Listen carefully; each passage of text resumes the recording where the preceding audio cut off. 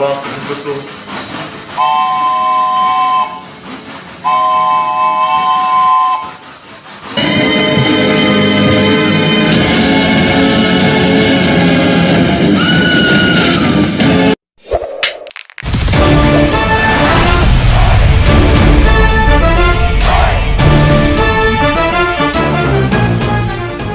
சினிமால ஒரு படத்துக்கு பின்னாடி முகம் தெரியாத நிறைய திறமைசாலிகள் வேலை செய்யறாங்க. அந்த வரிசையில படங்கள்ல நம்ம கேட்கிற சத்தங்கள் எப்படி உருவாகுதுன்னு அதை உருவாக்குறவங்களை பத்தியும் போன வீடியோல பார்த்திருந்தோம். அதோட 2வது பகுதியை தான் இந்த வீடியோல நம்ம பார்க்க போறோம்.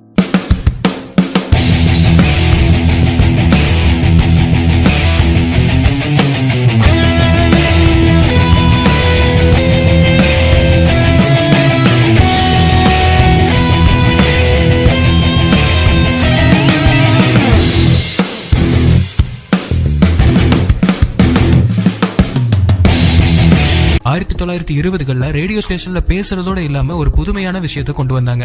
ஒரு சின்ன டிராமா மாதிரி பண்ணி அதுல வர சவுண்ட் எஃபெக்ட்ஸ் எல்லாம் ரேடியோ ஸ்டேஷன்லயே லைவா உருவாக்குனாங்க.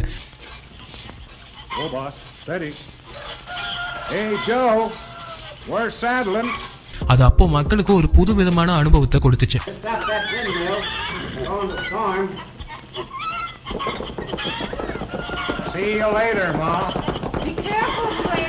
அதுக்கப்புறமா ஜாக் ஃபோலிங்கிறவர் அது வரைக்கும் ஊமை படங்களா சத்தமே இல்லாம இருந்த சினிமாவை சின்ன சின்ன சவுண்ட் எஃபெக்ட்ஸ் எல்லாம் சேர்த்து சினிமாவை புது பரிமாணத்துக்கு மாத்தினாரு. இவரோட நினைவாதான் இந்த கலைக்கு ஃபோலின்னு பேர் வந்துச்சு.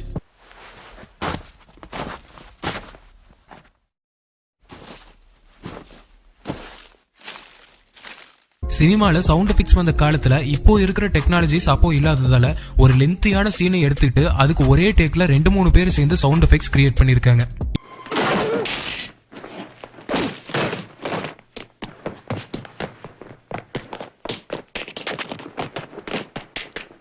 இது பண்றது சாதாரணமான விஷயமே இல்ல. அதாவது அந்த சீன்ல எங்கெல்லாம் சவுண்ட் எஃபெக்ட் தேவைப்படுதோ அதுக்கான பொருட்களை மைக் பக்கத்துல முன்னாடியே ரெடி பண்ணி வச்சுக்கிட்டு கரெக்டா அந்தந்த செகண்ட்ஸ்ல சவுண்ட்ஸ் ப்ரொடியூஸ் பண்ணணும்.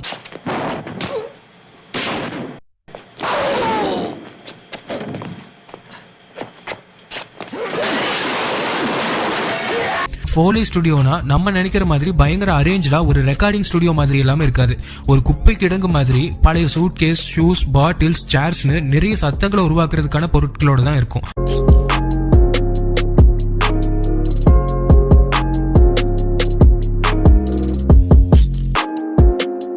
சமீபத்துல தமிழ்ல வந்த வாட்ச்மேன் ஒரு த்ரில்லர் கான்செப்ட்ல பண்ணிருப்பாங்க. இந்த படத்துல சவுண்ட்ஸ்க்கு நிறைய இம்பார்ட்டன்ஸ் கொடுத்திருப்பாங்க.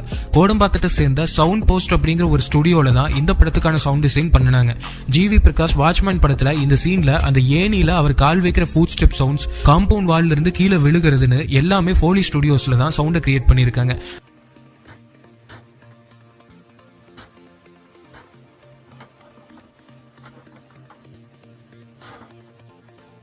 ஜிவி பிரகாஷ் ஜம்ப் பண்ற மாதிரி இருக்க இந்த சீனுக்காக கையில கிளவுஸ் போட்டுக்கிட்டு ஒரு வுடன் போர்ட்ல தட்டி சவுண்ட் கிரியேட் பண்றாங்க.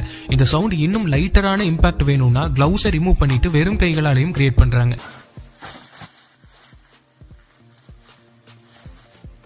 இவங்க படங்கள்ல யூசுவலா வர சத்தங்கள் எப்படி ப்ரொடியூஸ் பண்றாங்கன்னு இப்ப பார்க்கலாம். ஒரு ஈரமான காகிதத்தை கைகளால கசக்கி ரத்தம் சுற்றுற சவுண்ட ப்ரொடியூஸ் பண்றாங்க.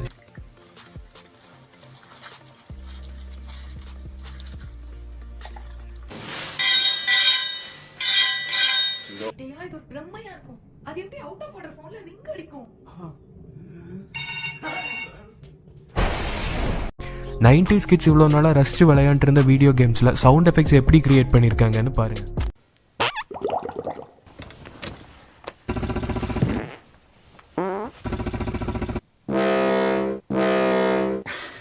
My Sims racing. This is take number 1. Okay. Shoot பண்ணும்போதே இதை ரெக்கார்ட் பண்ணலாமேன்னு நீங்க யோசிக்கலாம். ஆனா அந்த சவுண்ட்ஸ்ல அந்த இடத்துல இருக்கிற நாய்ஸும் சேர்ந்து கேட்கும். அப்போ நமக்கு அந்த சீன்ல நிறைய டிஸ்டர்பிங்கான ஃபீலும் கிடைக்கும். சில படங்களுக்கு அதை ஷூட் பண்ணின இடங்களுக்கே போய் அந்த பறவைகள் சத்தம், மரம் அசைறதுன்னு எல்லா சவுண்ட்ஸையும் சவுண்ட் இன்ஜினியர்ஸ் ரெக்கார்ட் பண்ணிட்டு வருவாங்க.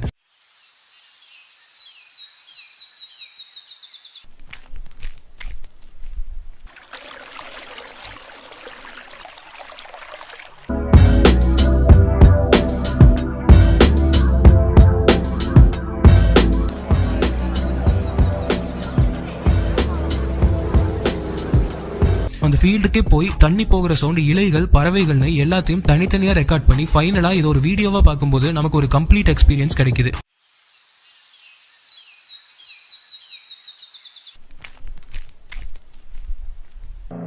ஆஸ்கர் அப்படின்னு சொன்னாலே நம்ம எல்லாருக்கும் ஞாபகம் வர்றது ஏஆர் ரஹ்மான் தான். ஆனா ரஹ்மான் ஆஸ்கர் வாங்கின அதே வருஷம் இன்னொரு இந்தியர் ரசூல் பூக்குட்டியும் சவுண்ட் டிசைனுக்காக ஆஸ்கர் வாங்கினார். எந்திரன், ராவன், நண்பன் 2.1 பெரிய பட்ஜெட் படங்களுக்கு ரசூல் பூக்குட்டி தான் சவுண்ட் டிசைன் பண்ணியிருக்காரு. ராவன் படத்துக்காக நிறைய இன்னோவேட்டிவான புது சவுண்ட்ஸ் எல்லாம் ரசூல் கிரியேட் பண்ணியிருக்காரு. சமையல் கரண்டியில ஆசிட் டிராப்ஸ் விட்டு அதுல வர சவுண்ட்ஸ் படத்துல யூஸ் பண்ணியிருப்பாரு.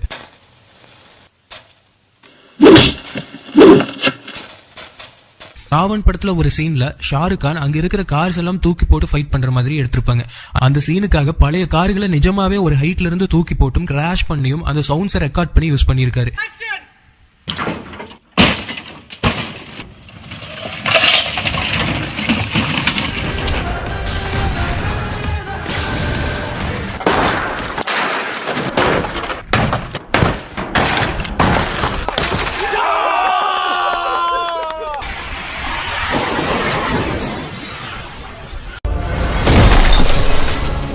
அதே மாதிரி படத்துல வர்ற சேஸ் சீக்வன்சஸ்க்காகவும் கம்ப்யூட்டர் சவுண்ட் யூஸ் பண்ணாம நிஜமான கார், பைக்ஸை ரைஸ் பண்ணி அதுல இருந்து வர சவுண்டை ரெக்கார்ட் பண்ணி யூஸ் பண்ணியிருப்பாரு.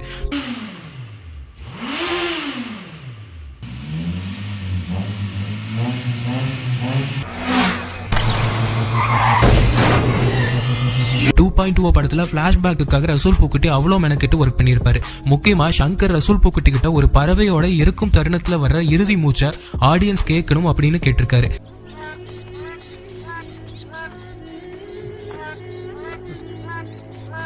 நார்மலா பறவைகளுக்கு தனக்கு சாவு வர்றது முன்னாடியே தெரிஞ்சிடும். சோ அது பறக்க ஆரம்பிச்சிடும். பறக்கும் போதே செத்து கீழே விழுகும்.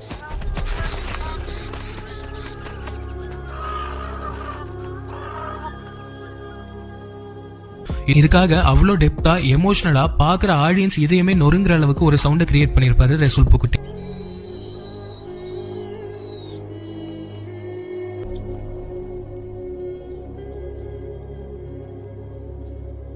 கேரளாவோட மிகப்பெரிய திருவிழாவான பூரம் த சவுண்ட் ஸ்டோரி மூலமா ஒரு படமா வந்துச்சு. திருவிழாக்களின் மகுடமான திரிஷூர் பூரத்தை லைவா ரெக்கார்ட் பண்ணி பார்க்கணும். ஒரு பூரம் விழா முடிஞ்சிருச்சுன்னா மறுபடியும் அப்படி ஒரு விழாவுக்காக ஒரு வருஷம் காத்திருக்காங்க. அவங்க எல்லாருக்கும் அது என்னோட அன்பளிப்பா இருக்கும். ஒவ்வொரு வருஷமும் நடக்கிற இந்த பூரம் திருவிழால 7 லட்சம் மக்கள் ஒரு இடத்துல கூடுவாங்க. 100 யானைகள், 500 வாத்திய கலைஞர்கள்னு எல்லா சவுண்ட்ஸையும் தனித்தனியா ரெக்கார்ட் பண்ணி திரிஷூர் பூரம நேர்ல பார்த்தா கிடைக்கிற ஃபீலை தியேட்டர்ல கொடுத்திருக்காரு ரசூல் பூக்குட்டி.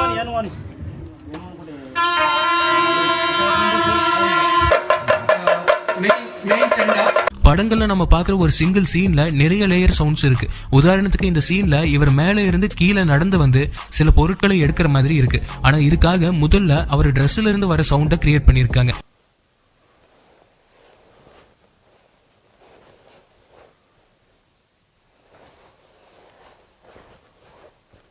அதுக்கப்புறமா வுடன் ஃப்ளோர்ல நடக்கிறது, கான்கிரீட் ஃப்ளோர்ல நடக்கிறது, அங்க இருக்கிற பொருட்களை எடுக்கிறதுன்னு தனித்தனியா எல்லாத்தையும் ரெக்கார்ட் பண்ணி மிக்ஸ் பண்ணி டெலிவர் பண்ணிருப்பாங்க.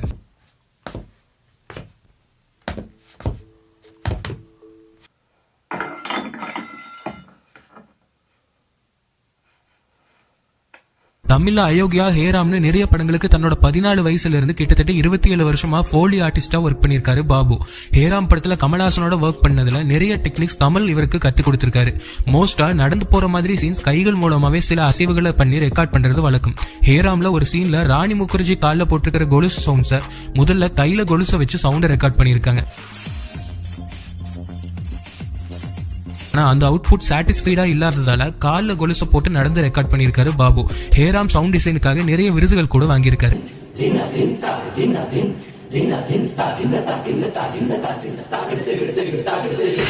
சினிமால நம்ம பாக்குற சில சத்தங்கள் எந்த பொருட்களை வச்சு கிரியேட் பண்றாங்கன்னு இப்ப பாருங்க. பெரிய மாட்டு வண்டியோ குதிரை வண்டியோ போற சவுண்ட்ஸை இப்படிதான் ரெக்கார்ட் பண்றாங்க. குத்தி முத்தழகு முனம் பிற பொட்டழகு. கிரிக்கெட் பேட் சவுண்ட் எல்லாம் ஸ்டுடியோலயே பால் பேட் வச்சு ரெக்கார்ட் பண்றாங்க.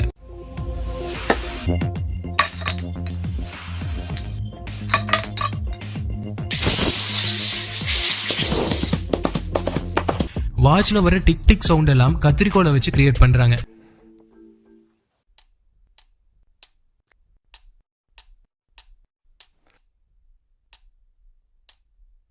த்ரில்லர் படங்கள்ல பலமா மூச்சு விடுற சத்தங்களுக்கு பலூனை பயன்படுத்துறாங்க.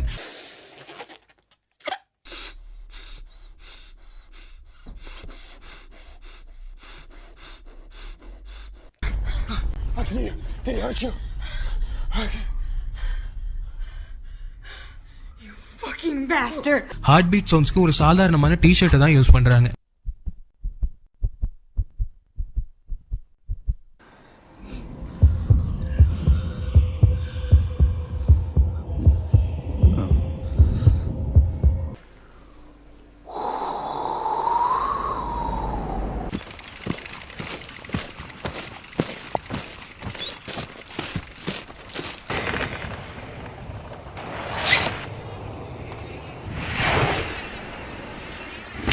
தமிழ்ல 200 படங்களுக்கு மேல சவுண்ட் டிசைனரா ஒர்க் பண்ணியிருக்கிற உதயகுமார் அசுரன் படம் முதல் காட்சியில தனுஷ் கென்கர்னா தண்ணிக்குள்ள ஓடுற சத்தங்கள் அவ்வளோ தத்ரூபமா பண்ணியிருப்பாரு.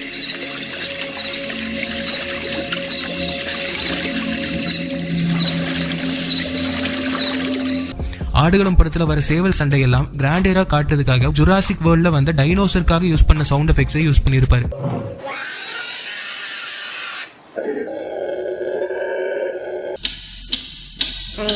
Yeah.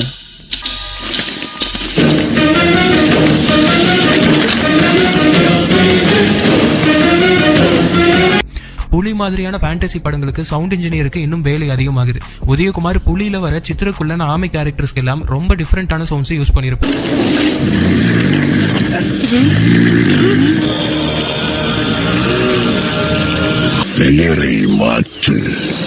தமிழ்ல வந்த மிருதன் மாதிரி ஹாலிவுட்ல வந்த ஒரு ஜாம்பி படம் இது. பர்டிகுலரா இந்த சீன்ல பேக்ரவுண்ட்ல மியூசிக்கே இருக்காது.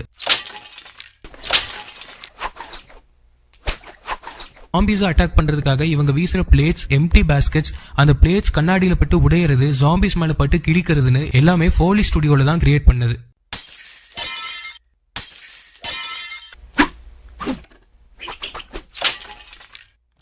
ஹாலிவுட்ல நம்ம பாக்குற ஹாரர் பிலிம்ஸ்ல வர கோரமான சீன்ஸ்க்கு இப்படிதான் சவுண்ட்ஸ் ப்ரொடியூஸ் பண்றாங்க.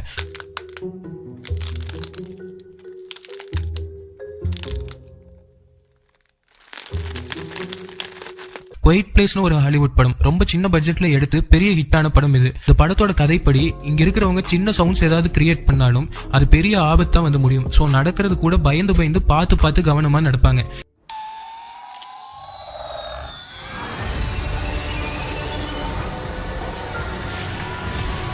இதுக்காக எல்லா சவுண்ட்ஸும் ஃபோலி ஆர்டிஸ்ட் ரொம்ப சிரமப்பட்டு வித்தியாசமான முறையில கிரியேட் பண்ணாங்க. இந்த படத்துல வர இந்த மான்ஸ்டர் நடக்கும்போது வர சவுண்டுக்காக நண்டுகளை பிடிச்சிட்டு வந்து அதோட கால்களை வளைச்சு சவுண்டை கிரியேட் பண்ணி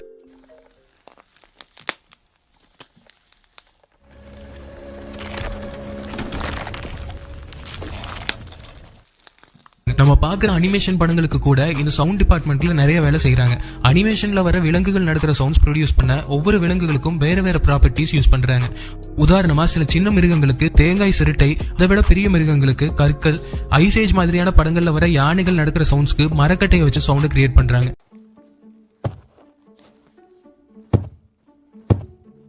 டிராகன் ஃபிளை சவுண்ட்ஸை கிரியேட் பண்ண மினி ஃபேனை கையில வச்சுக்கிட்டு சுத்த விட்டு அதை இன்டர்ப்ட் பண்ணி வர சவுண்டை யூஸ் பண்றாங்க. டாக்ஸ் வச்சு வர சீன்ஸ்ல கூட கிளவுஸ்லயே சின்ன நகங்கள் மாதிரி ஒட்ட வச்சிருப்பாங்க. அதை வச்சு கிரியேட் பண்ற சவுண்ட்ஸை யூஸ் பண்றாங்க.